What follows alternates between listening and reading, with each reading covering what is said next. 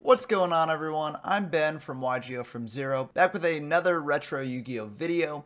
And in this video, I'm going to continue the trend of like Throwback Tuesday, where I sort of diverge from my present coverage of the most recent formats that I've covered, in this case Treasure format, and cover a much older format that I covered in the past that some new developments have occurred in. And today we're going to go really far back into a format that I was covering back when like no one watched my channel at all, and that's SDYK format. And I understand why no one really gelled onto those videos, because firstly they weren't as well made as my current videos are, and also the format is pretty degenerate. It takes place at a time where there's no limited list, and you have the full tools of LOB and Starter X Yugi and Starter X Kaiba at your disposal, which means that there's a ton of removal and not enough ways to really deal with that. So in my initial coverage of that format, I sort of came to the conclusion that it was a tier 0 format, with Stall Mill being the best deck. Being able to just clear whatever aggressive pressure your opponent brings out, every turn basically, and also abusing something like Ultimate Offering to bring out defenders that your opponent can't really get over easily in the battle phase was just super, super oppressive and super, super hard for any deck that wasn't specifically targeted to take down Mill to deal with. However, if you're unaware, we recently set up a Discord server where people can play all these old obscure formats that I've covered, and also the newer formats that I'm covering as well.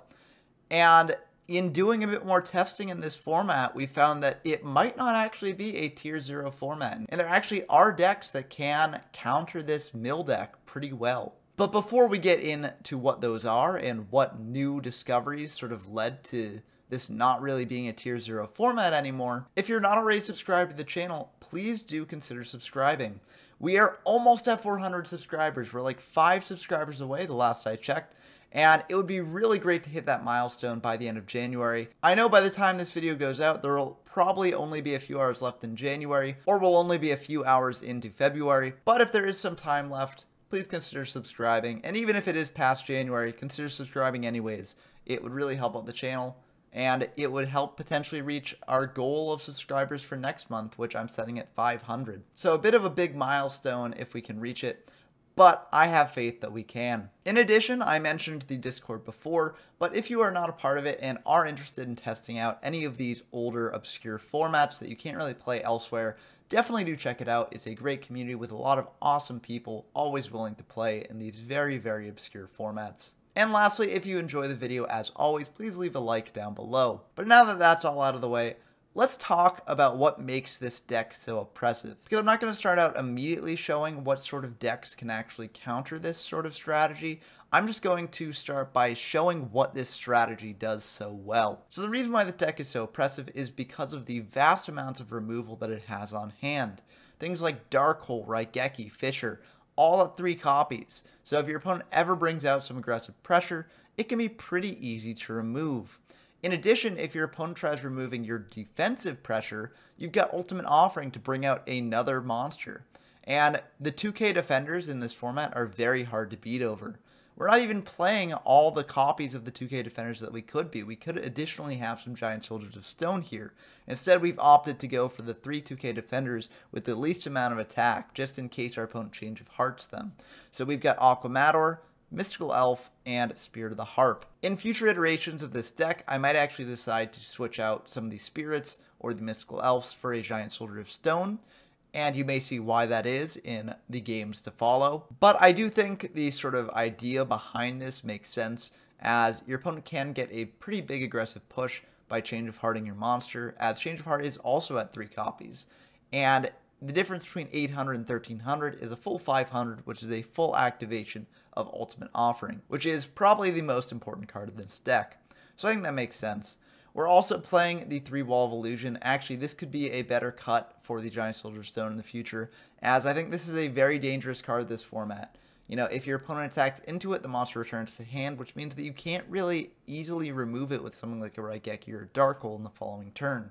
Now, if you have a Trap Hole, then that's fine, but I think in general, this card is more trouble than it's worth. So I'd probably swap this out for a Giant Soldier in the future. But I'm trying to show you this list as I had it back when I first sort of tested this format out and decided that this was a tier 0 deck. So, some of this is going to be a little bit outdated. Lastly, we have 3 Mana Eater Bug, which is yet another form of removal, and being able to bring it out off of an Ultimate Offering is super powerful. Moving on to the spells, we have 3 card destruction, and this is another reason why the deck can be so devastating. Oftentimes, you get to a point where your opponent has like 5 or 6 cards in hand, just because they can't really commit more to the field. And in that case, if you have 3 card destructions, that's basically going through 15 to 18 cards in their deck, which has the major potential to deck them out if you're in the mid to late game. So a card destruction chain in this format can be brutal. Now, having 3 of this can make it brick at certain points in the game, but as this is a much slower deck that doesn't really need to make huge pushes in the early game, I think it's generally fine, and you'll generally have ways to protect yourself. Moving on to the removal, we have the 3 Dark Hole, 3 Raigeki, 3 Fissure, as I mentioned before. We also have 3 Pot of Greed, and this may seem weird in a Stall Mill deck, but the reason we have this here is because we can often sort of maneuver the end of the game, so that way our opponent decks out, even if we are lower in cards. The 3 card destructions really help with that. So we don't really care too much about lowering our deck count. And we do really want to draw into things like Ultimate Offering, as that is the backbone of the deck, as Ultimate Offering is super powerful in this format because it brings out monsters in a way that your opponent can't easily remove. Lastly, for the spells, we have 3 Swords of Withering Light. Dispel does exist in this format, but in general, this card is just super powerful at stalling your opponent out, and since we are a stall deck, we are playing it at 3 copies. Lastly, for the traps, we have 3 Trap Hole. It's more removal, and the deck is all about just removing all your opponent's aggressive threats to potentially stall out the game. And 3 Ultimate Offering, as I mentioned, this card is insane in this format, and is potentially the best card in the format, honestly. And lastly, we have 3 Uboku, which is another very powerful stall tool in this format, and is quite necessary if your opponent is making a major aggressive push, and you don't have any more monsters to bring out off of Ultimate Offering, or they've used something like a remove trap to get rid of the Ultimate Offering. So Uboku at 3, I think, is a necessity. Moving on to the side deck, we have a bit of a smokescreen side here into a Worm aggro deck. Wicked Worm Beast is another insanely strong card in this format, as it can dodge around all the removal spells that other decks are playing, and I think it's actually the best monster in the format for that reason. But we also have more typical aggressive beaters like Login and like Battle Ox, which are the highest attacked monsters that are level 4 in this format. We also have 3 Change of Heart, as this is another very powerful tool to get aggressive, and 3 Reinforcements to beat over our opponent's monsters in battle. And also, if they slide into a bit more of a defensive strategy, this can be good with things like our Logins and Battle Oxes to get over 2k defenders. But that's going to do it for the deck breakdown. I've made other videos on this deck a long time ago, back when the channel was first getting started, and I do think it is incredibly good. But with more testing in this format, like, we found other decks that can potentially put up a bit of a fight against it. So let's dive in to one of the duels against that now. Okay, we've got a duel against Soul65, and before we begin, I just want to say big shout out to Soul65. They're the primary sort of innovator in revisiting this format and testing out new ideas and proving that Stall Mill is not tier 0.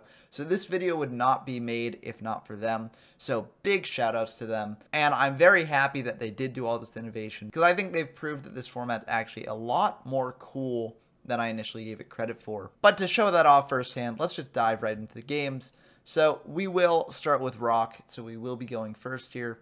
You could argue that we should potentially go second, as we are trying to deck out our opponent, but we want to draw into Ultimate Offering as early as possible. So every draw counts. We do open Ultimate Offering, so it doesn't end up mattering here. But we are just going to set the offering, set the Trap Hole, pass back to them. There's not really mass spell and trap removal in this format, so it's generally safe to do this. We could have even set more here, but these decks do really run the risk of clogging up their back row. So I think it's fine just setting 2 and passing. They're going to open with a Pot of Greed, draw deeper into their deck. They're going to bring out a Neo. We could Trap Hole that, but we've got the Spirit of Harp in hand to deal with it.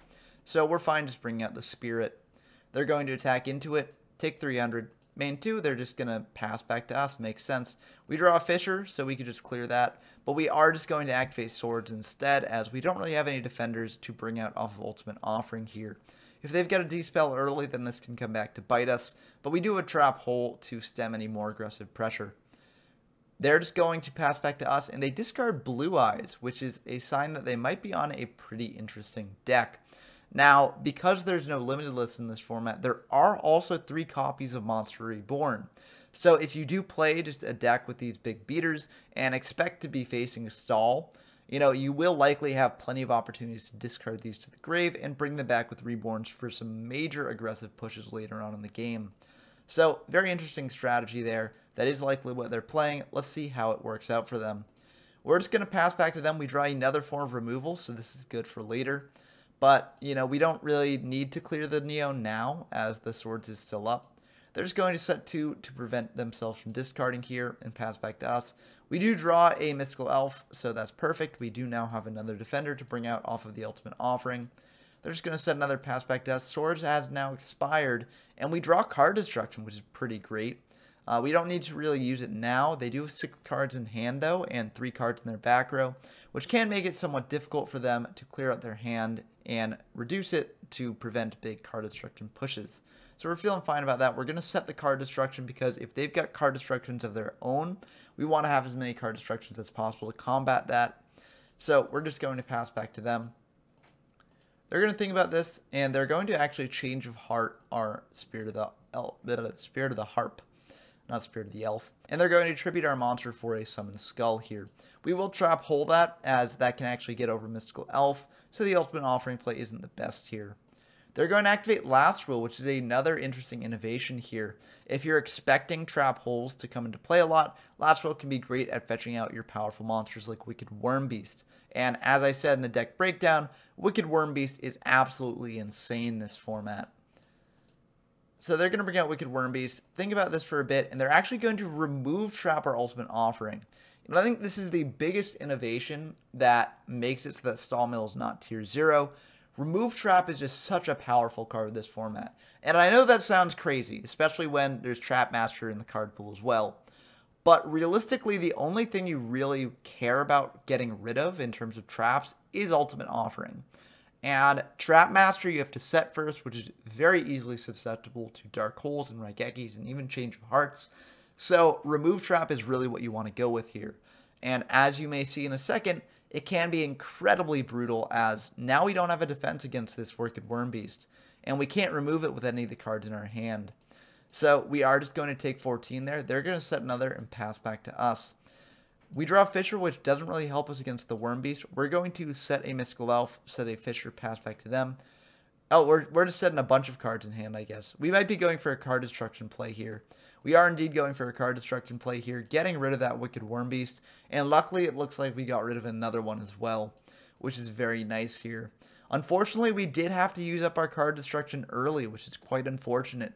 Generally, the Stall Mill deck wants to save it for when they can get off some major pushes, but unfortunately, we couldn't do that. So we're just going to have to pass back to our opponent here. They reveal that they have an Ultimate Offering of their own, which will allow them to get a bit more aggressive here. They are going to activate Change of Heart. They're going to tribute off the Mystical Elf for a Summon Skull there and a Lodgin. We'll trap hole the Lodgin at least to get it out of the way, but that Summon Skull will get in for 2,500. And they'll pass back to us. We're in very dire straits here. Woboku is very nice at protecting ourselves a bit, and we do have Fisher for the Skull, but this is still quite worrying here. They're going to activate Ultimate Offering again, triggering it twice, chaining it to itself. And they're going to bring out a Lodgin and a Neo, which is quite unfortunate. That's 3,500. We will have to Woboku here, as if they do have a reinforcements, that is just the end of the game. They're going to set one pass back to us. And we draw a Man-Eater Bug, which is pretty nice. We're going to Raigeki their board away and just set the Man-Eater Bug and pass. They're down to one card in hand at least, which is pretty nice. And it looks like they might not have a monster here, so we're feeling pretty good about that. We're going to set a Raigeki as well to act as more bluffs. They're going to bring out a Neo here, and they do have a Raigeki of their own. Makes sense, they've got 3 copies of it in deck. And they do indeed also have a Monster Reborn to bring back the Blue Eyes they discarded earlier. So that will just be the end of the game there. And I think that that first game showed how powerful these sort of anti-mill texts can be if they're in the main deck. You know, you don't need to go above 40 cards necessarily, as long as you've got things like Remove Trap and Wicked Worm Beast and things like that can really give the mill deck trouble. In my initial coverage of the format, I actually just made a like 50 card anti-mill deck, which wasn't really good, but did deal with mill because, you know, there's a lot of cards to deck out, and also things like Remove Trap were very nice. But, you know, Soul just realized, why don't I play Remove Trap in the main while keeping it at 40, right? If I'm expecting Stall Mill to be so big, it makes sense to set up our main to deal with it. And we don't really need to insulate ourselves against deck out if we can just kill them by getting rid of Ultimate Offering and going on the aggressive. So I think that strategy really paid dividends in Game 1. Let's see if it can help in Game 2. We're going to go into Game 2, and we are going to go first, as we did lose Game 1. And let's hope we can actually pull this one out. Not the best hand. We have a bunch of defenders, but we don't really have an Ultimate Offering, which is what we really want. We're going to set a trap hole and set a swords and pass back to them. And they're going to bring out a Neo. That's fine, as I can't get over our defender here. And they're just going to attack into it. So they will take 300 from that. Main 2, they're just going to pass back to us. We feel fine about that. We're going to activate swords because if they do have a Fisher or something, they can get in for a fair amount of damage here. We don't really want to commit more to board given Raigeki in the format. So we're just hoping that swords will be enough, and it will stall them for that turn at least. We're going to draw 2 off Pot of Greed here, and we're just going to pass back to them. They're going to pass back to us, and they are going to discard the Blue Eyes again, so it looks like they do have that combo again online. So a bit worrying for us. We're going to actually set here because we've got 7 cards in hand. We could commit the Dark Hole to the board, but again, spell and trap zones can get clogged up pretty easily this format, and with all the defenders in hand, we don't really feel too bad about doing this. They will likely have a way to remove this, but they're just going to set 2 spells and traps and pass back to us. We draw a Dark Hole, and we're just going to set both of those here, as the swords has expired. This does clog up our back rows, but I think we have the read that they're going to clear our monsters away this turn anyways. They're going to bring out a Neo, and we're going to think about this, and that's actually fine here. We're playing it a bit risky. They do have the Raigeki, so they will be able to attack in for 3,400 here, get in a ton of damage. And they're just going to pass back to us, luckily. We can Dark Hole that board away, and then set another monster, set a Fisher, pass back to them. But if they can just keep the aggressive pressure going, we could be in for a tough time here. They're going to Change of Heart our monster, so they're going to flip it up and just attack in for 800. That's fine by us. It's a pretty weak monster there. They're going to bring out a Summon Skull, and that is actually fine by us because we do have a ton of removal here for our turn. So we can save the trap hole for cases when we can't really interact with their stuff. We will just Fisher away that Summon Skull, set another 2k defender, and pass back to them. They're going to Dark Hole our board away, which makes sense. Summon out a Neo, and we are going to Trap Hole that, as we are at an incredibly low life total, and if they do have a Monster Reborn, this will just be the end of the game. Luckily, it doesn't look like they do, and so we're just going to set a defender, activate swords, pass back to them. They're going to Pot of Greed here, draw 2, and they're just going to pass back to us.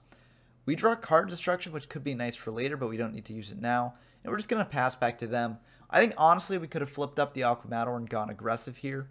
But we didn't do it. So, you know, it's a bit of a missed opportunity. I think at some point the stall deck kind of does just want to get in damage when it can. Because winning by damage is actually a reasonable win condition for it that it can pull off. We're just going to pass back to our opponent, though. We've got a handful of defenders, but we don't want to commit them to board here. And they're just going to set one, pass back to us, and drawing the trap hole here is nice. It insulates us a bit more.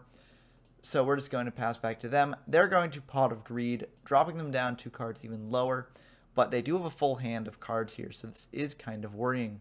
They're just going to set another pass back to us, which reads to us that they might not have a monster in hand.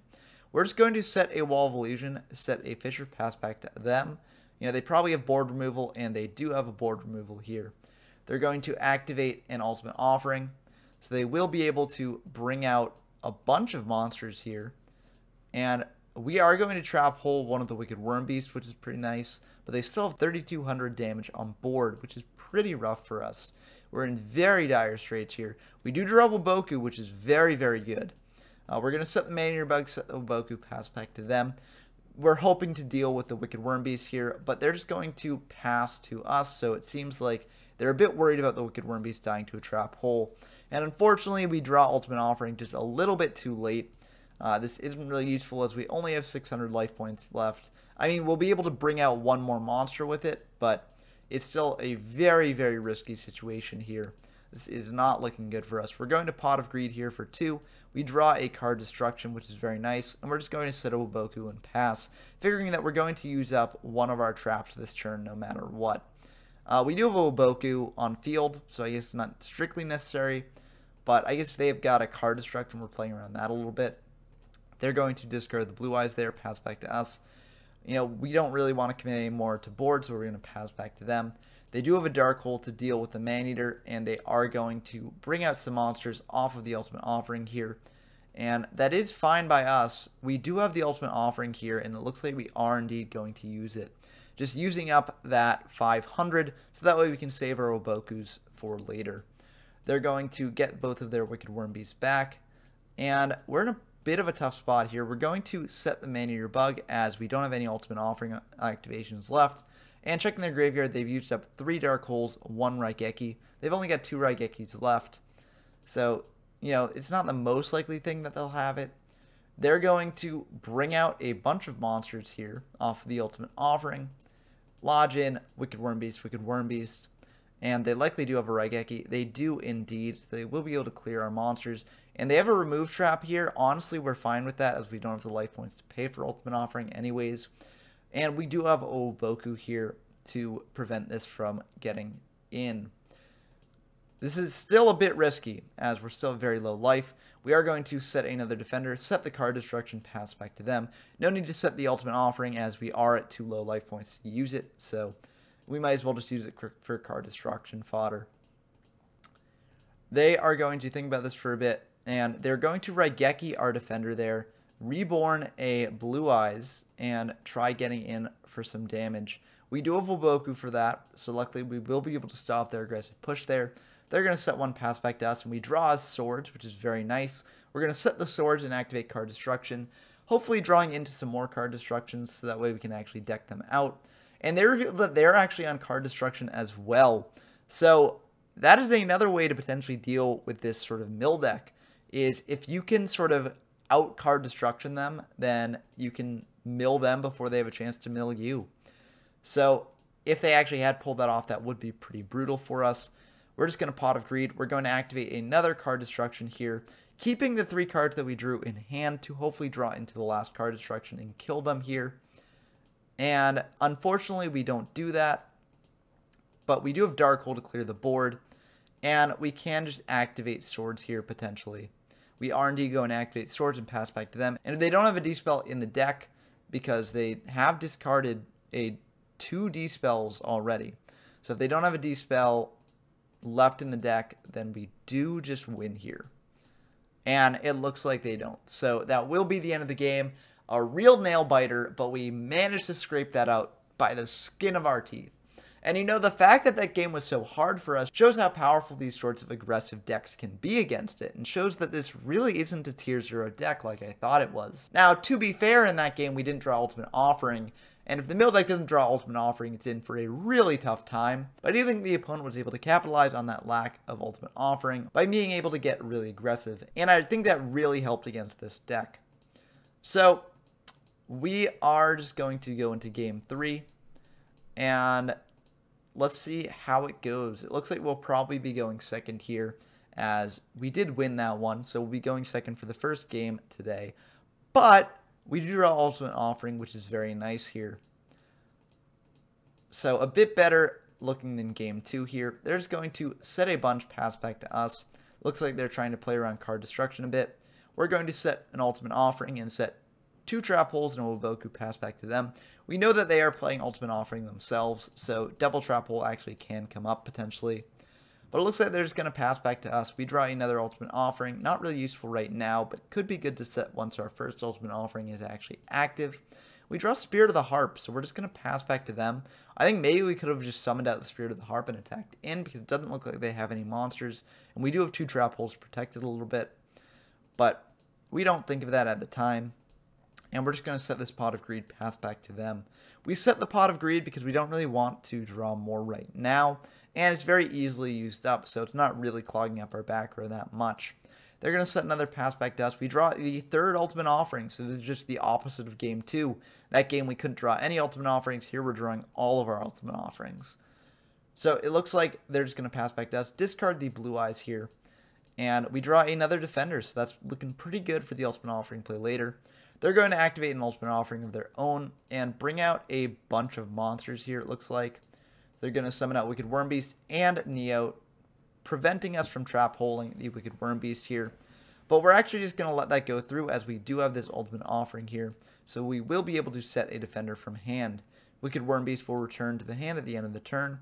We draw swords, which is pretty nice. We're going to also activate Pot of Greed here. We're going to Raigeki the Neo and then set an Ultimate Offering, pass back to them. The reason we set an additional Ultimate Offering is in case they have Remove Trap. We want to keep the Ultimate Offerings online. So we're going to pass back to them. They're going to think about this for a bit, and they are going to Change of Heart our set here. They'll see it's a Spirit of the Harp.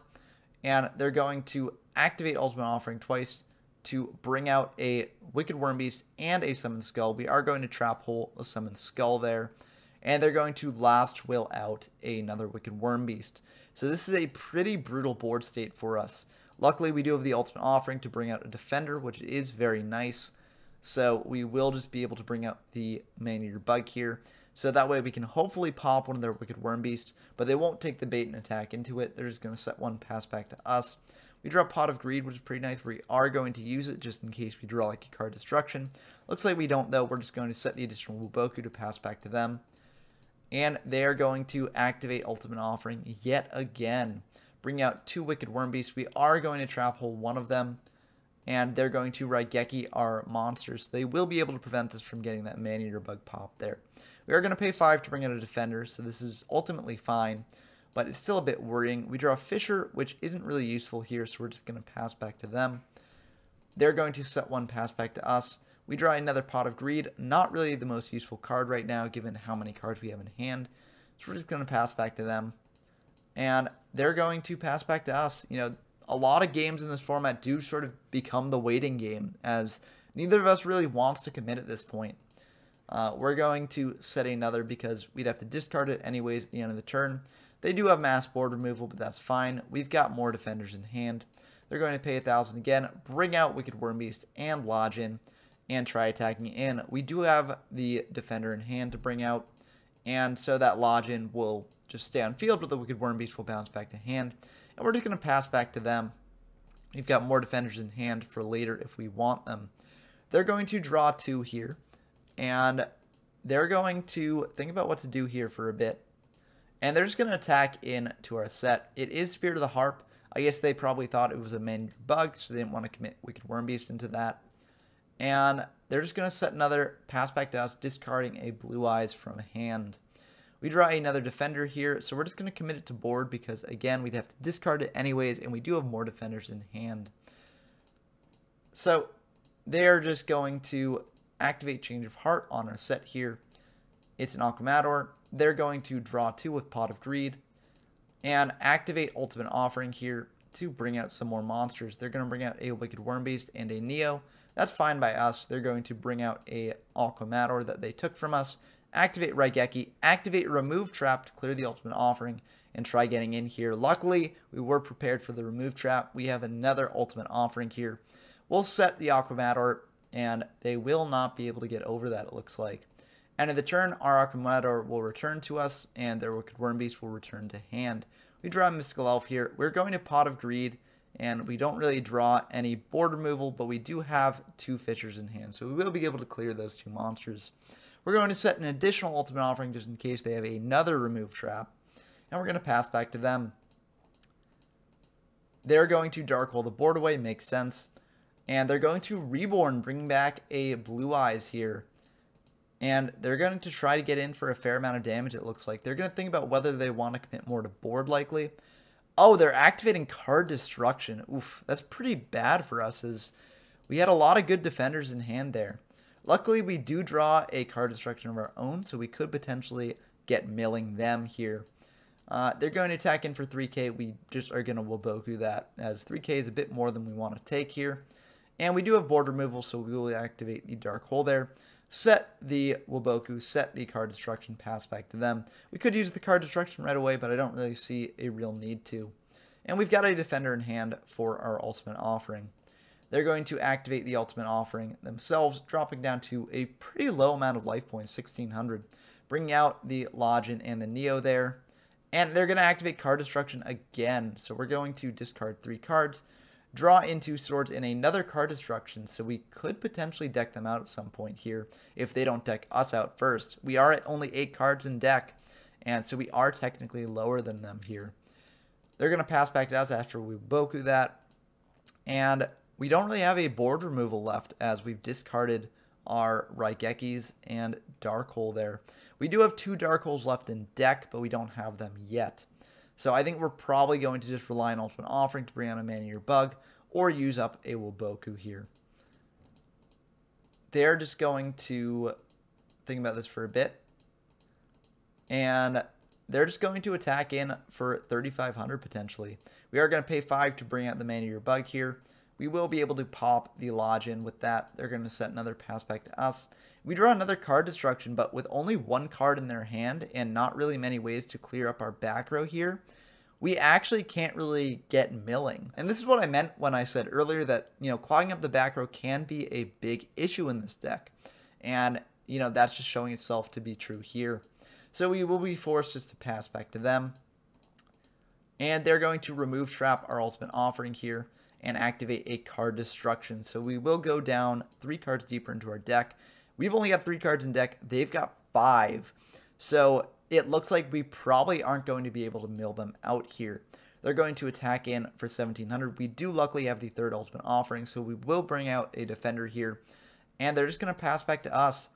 And given how low we are, we've only got like 2 turns left to figure this out, and how few cards they have in hand, I think we actually do want to go aggressive here. We're going to Fisher away the Neo, flip up the Mystical Elf, and just attack in for 800. They will pay 500 here, which is a bit unfortunate. So we are just going to attack into that as we are pretty high life points. See what it is. It's a Login, and we're just going to pass back to them. We've got Dark Hole for the Login potentially later. And looking at our graveyard, we know that we've got an additional Mystical Elf in deck. And I believe an additional Man-Eater Bug. Yeah, we've got an additional Man-Eater Bug as well. So we do have some monsters coming. They're going to attack into the Mystical Elf here. We're going to take 1,000. And they're just going to pass back to us. We do draw the Man-Eater Bug here. We're just going to Dark Hole the Login away, summon out Man-Eater Bug, set the Dark Hole here, and activate card destruction, having the read that they've got a monster in hand. And luckily, they do. So they won't be able to bring that out off of the ultimate offering here. We're going to attack in for 450, and it looks like they will indeed take that.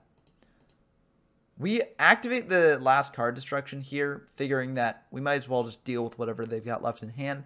And this is actually a major, major misplay on our part, as they haven't actually used up many Reborns here. We figure if they use up a Reborn, we've got Waboku, we've got Dark Hole, so we can clear whatever they've got left on the field. And so we'll feel fine about that. But the reason why we shouldn't have done this is there actually is a play they can make with the Reborn that does get them out of this. So they activate Reborn, and instead of bringing back something like a Blue Eyes White Dragon, they bring out, they draw 1 more card as well.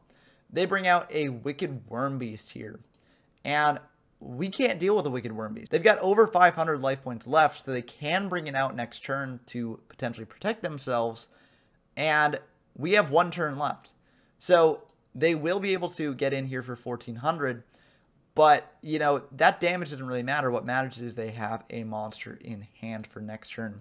So we knew the last card was Mystical Elf. If we had played around this a little bit, just discarding out whatever they had left, then I think we would have been fine. But as is, we messed up in the end here, and so we did lose the game. But that game was so close, it really could have gone either way, even if we didn't misplay. Still, it shows how skillful some of these matches can be. And I think it shows how exciting this format can be. I think games 2 and 3 were super, super cool here. Game 2, getting down to 100 and just clawing our way back. And game 3, getting down to basically deck out on both sides and being in a position where we just had to deal that last bit of damage to them and hope that they didn't have a way around it. So I think that this format is actually a lot cooler than I gave it credit for before. And I think there are actually decks that can deal with Stall Mill. I don't think it's tier 0 by any stretch of the imagination. Having Remove Trap in the main deck, I think it's the main innovation that these decks make. It's only 3 cards to devote to your deck, and also many aggro decks are playing Ultimate Offering as well, so it can be good in those matchups as well. The card is just super powerful and really hamstrings Mill if you were able to pull it off. So I highly encourage people to go back to this format, check it out. You know, you can play these cool decks like, you know, aggro Card Destruction here. And the Card Destructions also are very powerful against this deck. But it's honestly not the only deck that we've discovered. You can also just go super aggro with Wicked Worm Beasts and not play the Card Destructions or the Blue Eyes White Dragons at all. And just try and just whittle your opponent down by 1400 each turn, playing aggressively anti-stall. And there are just a lot of other interesting strategies that you could play in this format as well. But what do you all think? Do you think that I'm sort of overhyping this format? Do you think that it's still pretty bad even if Stall Mill isn't tier 0?